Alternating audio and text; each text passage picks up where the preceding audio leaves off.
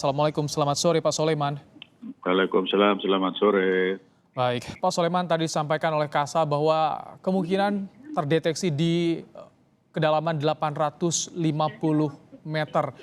Sedangkan untuk KRI Nanggala 402 ini daya jelajahnya di kedalaman 500 meter. Apa yang bisa Anda cermati Pak Soleman dari hasil keterangan tadi Pak Soleman? Wah, kalau sudah masuk 800 meter berarti badannya itu sudah retak-retak itu.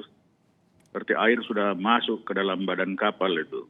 Bisa-bisa kapal sudah berantakan itu, sudah kena tekanan air itu. Baik.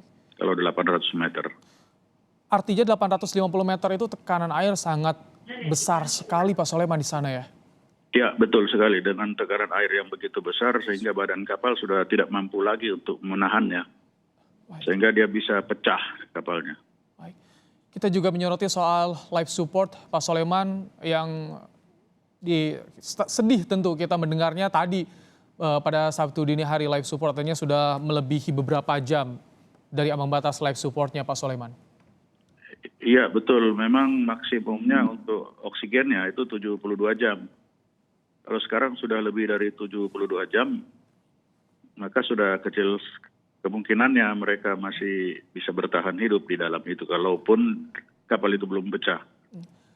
Untuk kru pelaut di kapal selam ini Pak Soleman, apakah ada yang menyertakan barang-barang untuk life support mereka ketika keadaan genting terjadi di sana, masing-masing harus dibawa Pak Soleman biasanya? Kalau itu kan setiap kapal sudah standar, sudah punya alat. Ada pelampung, ada baju yang dipakai untuk keluar dari kapal. Kalau kapal juga kandas seperti ini, itu ada semua lengkap. Masing-masing itu dipunya.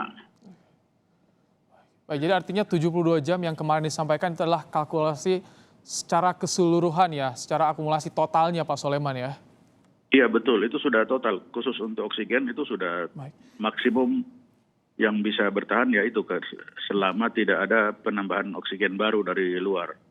Itu maksimum sudah. Pak Soleman, tadi kita lihat barang-barang hasil temuan ada seperti pelumas periskop, kemudian juga ada solar yang ada di permukaan air.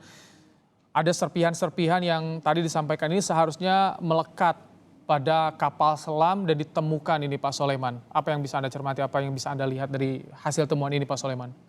Nah, itu buktinya bahwa kapal itu sudah pecah. Itu buktinya dia sudah pecah, jadi bahan bakar minyak-minyak yang itu seharusnya ada di dalam tangki pada keluar semua. Dan minyak kan lebih ringan dari air, jadi dia naik ke permukaan. Kemudian nanti akan ditemukan juga serpihan-serpihan mungkin seperti kasur, pelampung. Itu kalau dia bisa lolos dari badan kapal, pasti dia akan naik ke permukaan. Nah, kalau sudah ada ditemukan serpihan kecil-kecil begitu, ya itu buktinya bahwa kapal ini sudah pecah di bawah air itu. Baik. Pak Soleman, Anda di Angkatan Laut juga tentu sudah mengetahui bagaimana evakuasi dalam keadaan darurat. Hal-hal apa Pak Soleman yang bisa menghambat seorang prajurit ketika berada di kapal selam? Ini sangat susah untuk proses evakuasi mandiri Pak Soleman. Iya memang.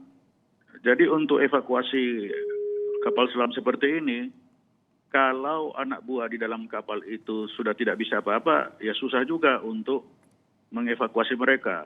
Karena untuk membuka hatch itu yang di conning tower, jadi pintu yang keluar itu harus dibuka dari dalam. Nah kalau mereka dari dalam sudah tidak bisa membuka, itu akan susah, itu yang pertama. Yang kedua, kalaupun mereka bisa membuka, mereka harus keluar satu persatu, naik ke permukaan pakai ada baju alat khusus itu untuk dipakai. Tapi yang pernah dicoba itu hanya sampai kedalaman 50 meter ya. Kalau misalkan sampai 100 meter, tidak tahu saya alatnya itu masih kuat atau tidak. Itu alat-alat yang ada di dalam kapal. Kemudian yang ketiga itu bisa dengan kapal selam mini. Yang dia nanti kapal selam itu duduk di atas lubang yang ada di kapal selam Nanggala itu. Nah lagi-lagi di situ kendalanya kalau dari dalam kapal tidak bisa membuka lubang itu, ya akan susah juga. Lubang yang di kapal Nanggala itu tidak bisa dibuka dari luar, dari kapal. Jadi walaupun ada kapal selam mini yang nanti akan merescue, ya untuk manusia agak susah kalau orang-orang di dalam kapal selam itu sudah tidak bisa membuka hatch-nya itu. Oh. Biasanya kenapa tidak bisa dibuka dari dalam? Itu dengan kondisi seperti apa Pak Soleman biasanya? Itu memang harus dibuka dari dalam, tidak bisa dari luar. Baik. Karena kan dikunci itu, pintu itu dikunci dari dalam. Baik, Pak Soleman, alat canggih ROV, kemudian juga alat magnetometer juga dikerahkan, ada bantuan juga dari luar negeri, instrumen-instrumen yang canggih. Seberapa jauh, Pak Soleman, artinya Anda juga pernah mengenal soal KRI Nanggala ini. Iya. Bagaimana karakteristiknya? Apakah karena ini yang dikhawatirkan fitur siluman ini yang akan mempersulit pencarian, Pak Soleman? Itu juga, memang kan kapal selam itu didesain untuk sulit ditemukan. Jadi ini seperti senjata makan tuan memang. Itu salah satunya memang. Begitu. Ya, tapi tentu kita semua berharap Pak Soleman, tadi juga disampaikan oleh Pak Panglima, kita semua berharap ada kabar terbaik untuk proses pencarian kapal selam KRI Nanggala 402 dengan banyaknya bantuan yang datang untuk proses pencarian. Terima kasih Pak Soleman Ponto, Laksda Purnawirawan Soleman Ponto, Kepala Bais 2011-2013 telah menyampaikan pandangannya dalam Breaking News Kompas TV hari ini. Terima kasih Pak Soleman. Ya, terima kasih.